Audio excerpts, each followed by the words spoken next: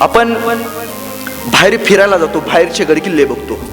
त्या गडकिल्ल्यांसारखं आमच्या गडकिल्ल्यात नाहीत असे आमची लोक कायम खंत व्यक्त करतात. माझे अनेक मित्र जातात, म्हणतात राजस्थानचे गडकिल्ले किती सुंदर आहेत, तिकडचे गडकिल्ले बघा, डोळ्यात दीप होतात असे गडकिल्ले आहेत. आणि आपले गडकिल्ले बघा, कुठेतरी नावं करून ठेवलेत, कुठेतरी बाण काढून ठेवलेत, कुठेतरी गुलाब काढून ठेवलेत.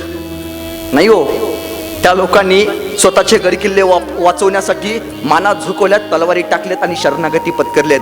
आपल्या माणसांनी तसं नाही केलं. जेव्हा जेव्हा स्वराज्यावरती आक्रमण झालं, जेव्हा जेव्हा स्वराज्यावरती तलवारा फिरवल्या गेल्या, आपल्या महाराष्ट्रातले राजे स्वतःचं छाताड काढलं, मावळ्यांनी तलवाऱ्या बाहेर काढल्या, बुरुजाच्या टोकावरती जाऊन उभा राहिले आणि म्हणले ये ये ये, तोफेचा एक एक एक बुरुज.